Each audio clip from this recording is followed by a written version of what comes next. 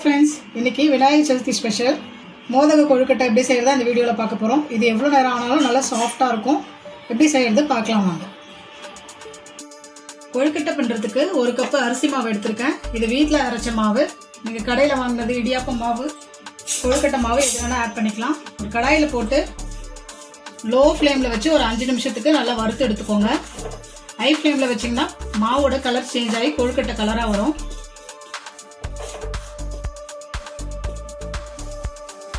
மாவு வறுபட்டுருச்சு. இதை வேற ஒரு பாத்திரத்துக்கு மாத்திக்கலாம். பூரணம் பண்றதுக்கு கடாயில 2 ஸ்பூன் நெய் விட்டுக்கலாம். ஃப்ரெஷ்ஷான உடைச்ச தேங்காவை துருவி வச்சிருக்கேன். அதை சேர்த்து நல்லா வறுத்து விட்டுக்கலாம். தேங்காவோட ஈரப்பதெல்லாம் போற வரைக்கும் நம்ம வறுத்து விட்டுக்கலாம். நல்லா லோ ஃப்ளேம்ல வச்சு வறுத்துக்கோங்க.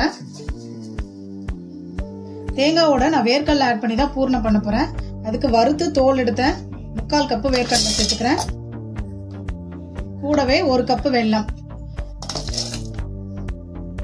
2 ஏலக்காவை போட்டு இது நல்லா கொரகொரப்பா அரைச்சு எடுத்துட்டு வந்துடலாம். தேங்காவோட ஈரப்பதெல்லாம் போய் நல்லா வறுபட்டுருச்சு. இப்போ நம்ம அரைச்சி வச்சிருக்க வேர்க்கடலை வெல்லம் சேர்த்துக்கலாம். நீங்க எடுத்திருக்க வெல்லத்துல மண் இருந்துச்சுன்னா 1/4 கப் தண்ணி விட்டு கரைச்சி வடிகட்டி சேர்த்துக்கோங்க. நான் எடுத்துருக்க வெல்லத்துல மண்ணு கல் இல்ல, அதனால டைரக்டா அரைச்சி சேர்த்துக்கிறேன். மீடியம் ஃப்ளேம்ல வச்சு இது நல்லா கலந்து விட்டுக்கோங்க. வெல்லம் நல்லா இதுவாகி நல்லா இறுகி வரும் பூரணம். தேங்காவோட சேர்ந்து பூரணம் நல்லா இறுகி வந்துருச்சு பாருங்க. இந்த மாதிரி பிடிக்க வருது. இப்போ நம்ம வந்து இது ஸ்டவ் ஆஃப் பண்ணிக்கலாம். கொழுக்கட்டை மேல் மாவு செய்யறதுக்கு 1 கப் அரிசி மாவுக்கு 1 கப் தண்ணி சூடு பண்ணிக்கலாம். தேவையான அளவுக்கு உப்பு,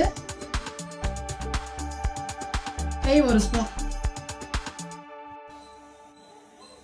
தண்ணி லைட்டா பபிள்ஸ் வர ஆரம்பிச்சிருக்கு. இந்த ஸ்டேஜ்ல ஒரு 1/2 டேபிள் ஸ்பூன் மைதா மாவு எடுத்து 1/4 கப் தண்ணி விட்டு நல்லா இந்த மாதிரி கட்டிகள் இல்லாம கரைச்சி வச்சிருக்கேன். இதை நம்ம வந்து ஆட் பண்ணிக்கணும். இந்த மாதிரி செய்யும் போது எவ்வளவு நேரம் ஆனாலும் கொழுக்கட்டை வந்து நல்லா சாஃப்டா இருக்கும், ரப்பரியா இல்லாம. இது நல்லா கலந்து விட்டுக்கோங்க. இதுல நம்ம வறுத்து வச்சிருக்க அரிசி மாவை சேர்த்து கட்டிகள் இல்லாம நல்லா கலந்து விட்டுக்கலாம்.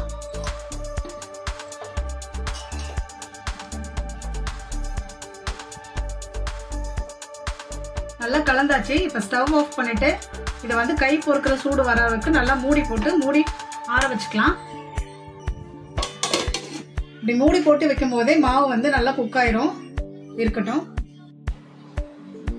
மாவு நல்லா கை பொறுக்கிற சூடு வந்துருச்சு. இப்ப நான் இதை வேற ஒரு பாத்திரத்துல மாத்தி வச்சிருக்கேன். இப்ப இதுல 1 ஸ்பூன் நெய்யை போட்டு நல்லா சாஃப்டா மாவு பிசைஞ்சுக்கலாம்.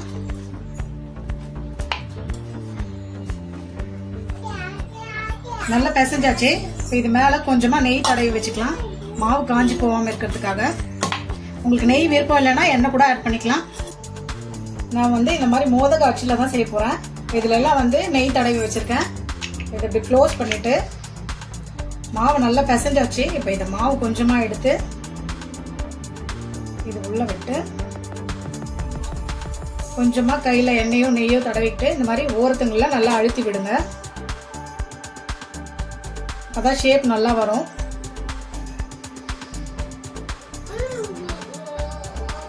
அழுத்தியாச்சு. இப்ப இதுல வந்து நம்ம ரெடி பண்ணி வச்சிருக்க பூரணத்தை உள்ள வச்சுக்கலாம்.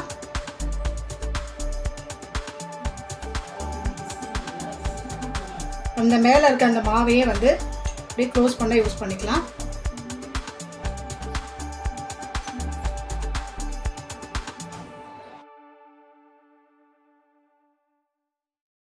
மோதகம் ரெடி ஆயிடுச்சு. மீதி இருக்க எல்லா மாவையும் இதே மாதிரி செஞ்சுட்டு காட்டுறேன். கொழுக்கட்டெல்லாம் ரெடியா இருக்கு. இப்ப வந்து நம்ம இதை இட்லி பானையில வச்சு வேக வச்சுக்கலாம். இட்லி பானையில தண்ணி நல்லா ஆவி வந்துருச்சு. நம்ம ரெடி பண்ணி வச்சிருக்க கொழுக்கட்டைகளை வச்சு வேக வச்சுக்கலாம்.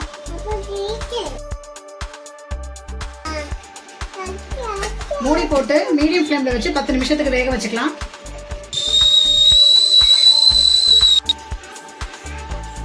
அச்சுலாம் இல்லாம கையிலே இப்படி பண்றது, சொப்பு பண்ணிட்டு பண்றவங்க இந்த மாதிரி உருண்டை பண்ணிட்டு கையை வச்சு இந்த மாதிரி நல்லா குழியா பண்ணிக்கோங்க. இதுல நம்ம ரெடி பண்ணிருக்க பூரணத்தை வச்சு சீல் பண்ணிக்கலாம்.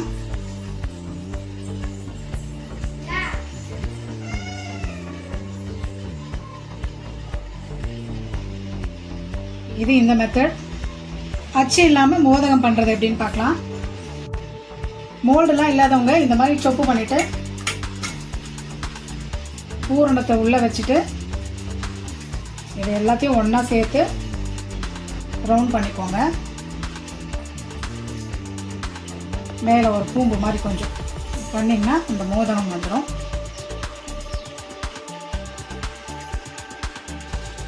பத்து நிமிஷம் ஆயிடுச்சு. கொழுக்கட்டை பாருங்க நல்லா சூப்பரா வெந்திருக்கு. அச்சு இல்லாம கையில ரெடி பண்ணதையும் வேக வச்சு எடுத்துக்கலாம். ஒரு தடவை நீங்க கொழுக்கட்டை வேக வைக்கும் போது தண்ணி நல்லா ஆவி வந்த அப்புறமா கொழுக்கட்டைங்களை எடுக்குங்க. அவ்வளவுதான், நம்மளோட டேஸ்டியான சாஃப்டான கொழுக்கட்டை ரெடி ஆயிடுச்சு. நீங்களும் இதே மாதிரி செஞ்சு விநாயகர் சதுர்த்தியை கொண்டாடுங்க. எப்படி இருந்துச்சுன்னு கமெண்ட்ல சொல்லுங்க. லைக் பண்ணுங்க, ஷேர் பண்ணுங்க, மறக்காம சேனலை சப்ஸ்கிரைப் பண்ணுங்க. தேங்க்யூ.